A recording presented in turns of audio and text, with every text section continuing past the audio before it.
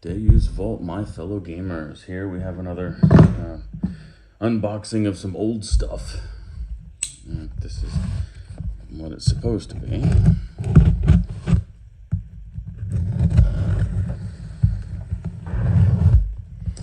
So, I've been getting into Noble Armada. Very, very old Fading Sun thing. So I could play with a buddy of mine. Ooh boy. Who doesn't love these things? Alright, let's see here.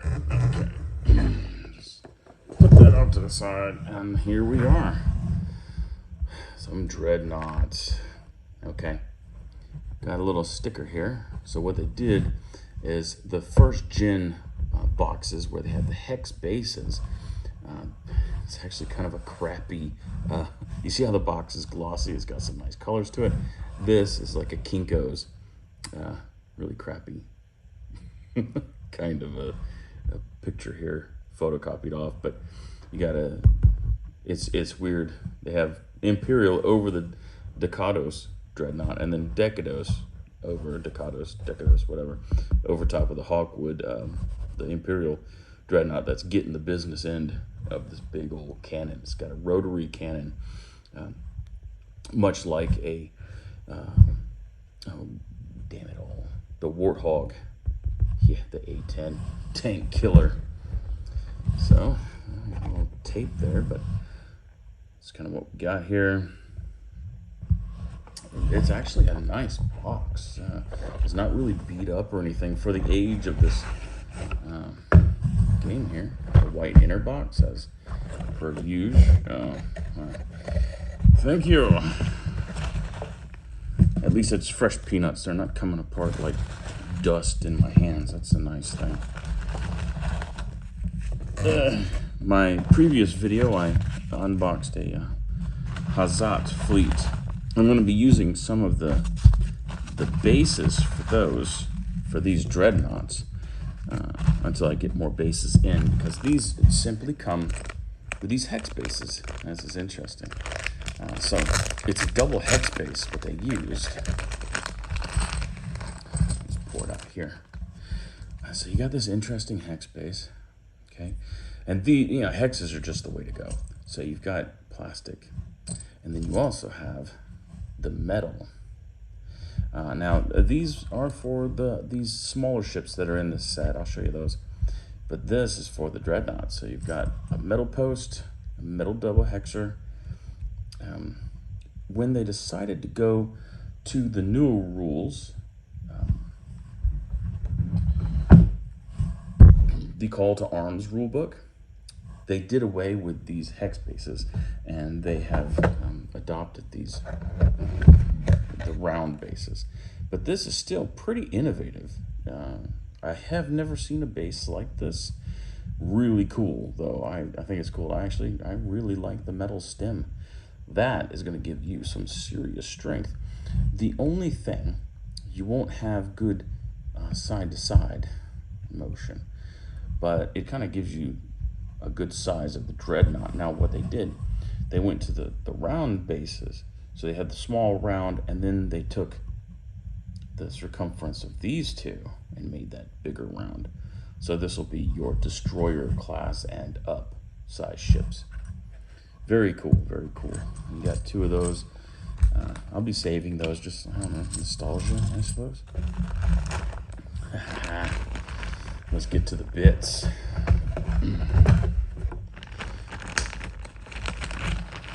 Man, these things are sick.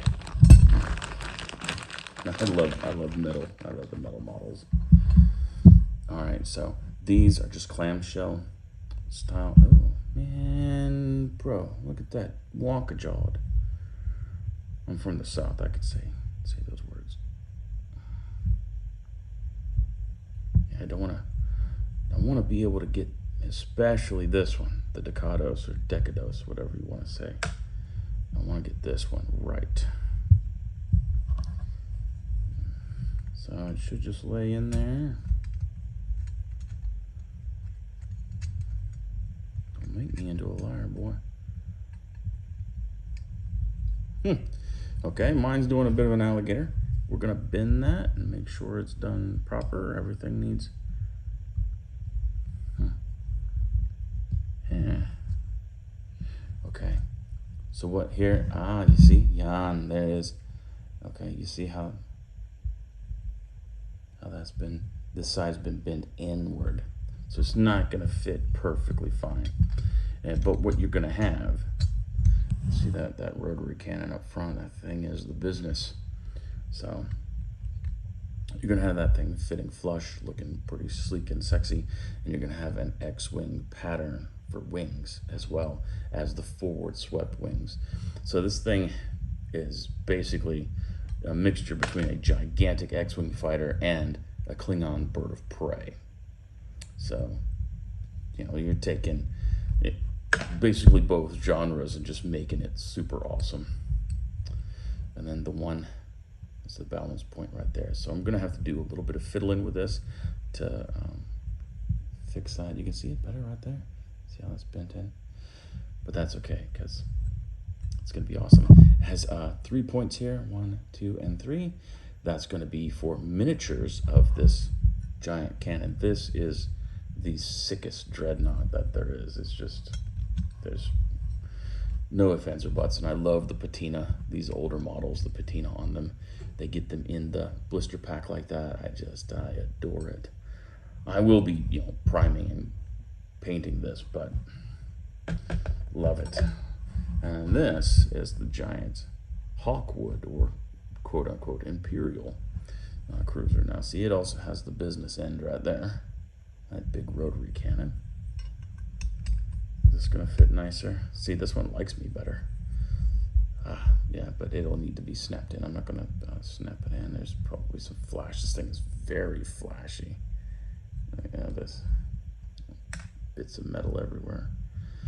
There's a big one right there. But it will also have the 3 points on top. They tried to make these things fair, even, but this one isn't as good as that one that's in there, rules-wise. But it looks pretty good. It's got some hellacious thrusters. You'd think that this thing would really get it down the road, but it doesn't do it to it. So you got the two big giant craft. I'll set them here because they are just lovely little birds there. And then we have these. It's kind of like, oh, what do they call them? Let's go back here. So 2 Hawkwood Vindicator class landers, landing shuttle, I guess, and 2 Ducados Defiler class landers. In this rulebook here, they don't have rules for it. Maybe in the fleets of Noble Armada, they might have rules for it, but I don't think they do. My buddy has that book, and he doesn't state that there's rules for that. Okay, here we go. Here we go on the frozen snow. All right. So here we've got 3 sprues, that lovely patina again. Lots of flash so you can hardly see what's going on. But you've got, these are the big cannons. So you got 6 of them. So they go on the backs, the 1, 2, and 3 points. So these big cannons go on those backs. I'm not sure about these smaller weapons here, systems. You got one that's quite a bit bigger, and then one that is like half the size of that one on each sprue, or in each branch here. So that's interesting. And let me see, we'll look at the Hawkwood first, I think. That one's been in a wreck. Need to bend that back out. But, I mean, it's a big craft. It's actually a pretty big little thing. On the front here, you can see it's got one of those rotary cannons too. And it has a little dimple here for an extra gun. What I'll do is I will look at all the pictures that I could find. They do have pictures of these inside the Noble Armada called Arms book. So I can check out their pictures and see how they have them armed. Just a flight base there. So, I'm curious to see. how those things are. It looks as if these two pieces here and there should be trimmed off, like they were part of a bigger gate that held maybe a few of these in a row. So, or maybe just two. And the guy ripping the gate off of this one bent the crap out of it. But anyway, so those are my Hawkwood or Imperial Landers. And then here are the Defiler class Landers. I just love the look of the Decados, or Decados, whatever you want to call it. Their ships are just very forward swept, claw type things. They've got really excellent ships. So I love that patina on that back too. And this also has a pip in the front for one of the firearms. We'll have to see which ones are mounted. And again, it's 4 mounted right between these pincers here. Looks like another rotary cannon, albeit a smaller one. You would think that they would be escort ships for the Dreadnought, because they are actually fairly decent size for the game. Noble Armada usually has smaller ships. These things are on par, honestly, size-wise, with some destroyers. Now, they just give them these smaller bases, which is not destroyer size. So I don't know what, they're landers, but without rules, who knows? I could try to maybe scrounge it up. Thing is, with Noble Armada, these types of miniatures and the game itself really has very, very little to go on. It's like unobtainium. It's very, very hard to find out what's up. Now here, we have what looks to be little rotary firearms. They're little rotary guns. It's only one little sprue of them. I don't know where they would mount. Take my glasses off because I'm an old man. Let's check. No, that just has 4 engines. There's no mounting point. I would think that it could have been a rear gun, because you would think that it is a central thing. It would have to be in the fore or the aft. Let me see, does this guy doesn't, oh, wait a minute. On each side here, there are 2 pips, recessed areas that a small rotary cannon could be attached. I don't know. Yeah, you can see the convex side, yeah. So, I think that it mounts on this vessel here. Yeah, I think it mounts on this vessel here. And actually on the top, there and there, looks like mounting points for other weapon systems. So, oh, and actually in the back here and right there. So, yeah, 4, 5, 6.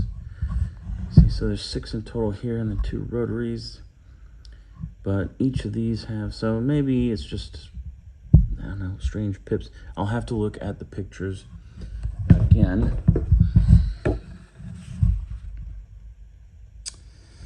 Okay, so it looks like they are just little holes right there, and even the front looks like it's just a hole too.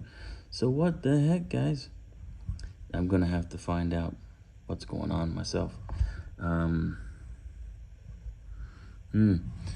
Because you can see on the side here of this Decados ship, there are 2 rotaries there, but they're already molded. They are already there on the sides. So yeah, it'll be a little thing to discover where these 2 go. But this is, the Dreadnought pack. They did make other Dreadnoughts, but they are like unobtainium. You can't find them. Maybe someone in Once a Blue Moon would want to sell off some of their stuff. Maybe you can find something, but anything that was extra from main box sets, like fleet box sets and stuff like that, very, very hard to come by. Even the fleet box sets themselves are very hard to come by. I have my eye on some that are located in England, but they're, with shipping included, they're $100 each. And originally they were $30. So it hurts my soul to try to purchase something at 3 times the amount. It's really ridiculous. I got a decent deal on this, so I paid, pretty close to what the box set retailed for. Very, very happy about that, because these things usually go for, $70, $80. That's what people are trying to get online for them. This was a complete set with everything still on its little trees there, gates there. So that's why I purchased this set, and I had bases for them. And I actually really love the look of this Ducados Dreadnought. It's awesome. And this one's really cool. It's a giant ship, giant metal ship. That's Battlefleet Gothic should have been like this. Let's be honest, man. I bought the Firestone Fortress, or whatever it was, because it was all metal. It was fun to put together. Actually, that would be a cool thing to have for this game. That would be a cool item. I might look that up and try to get one for this game, because it was a lot of fun to put together. It was metal and pretty boss. So yeah, now it being GW, whatnot, is probably $1,000, but it's worth a look-see. Maybe I could find something. Who knows? If anybody has the hookup, let me know. It would be great to get into building some terrain for this. I'm gonna have to buy some Chinese bases and whatnot, some flight stands to, get the Hazat standing. And I also have an older Lil Halan, kind of like a miniature fleet box. It just has 3 ships in it, but 4 of each of the ships. So they came with these hex, like the bulbous hex ones. So I need to get them some nice new bases and get all of my ships standing. But yeah, it's just fun to have these big guys to float around. Anyway, I hope you guys enjoyed. You guys take it easy for your Easter break, your spring break, whatever people want to call it. So yeah, carry a lays on, y'all. Bye-bye.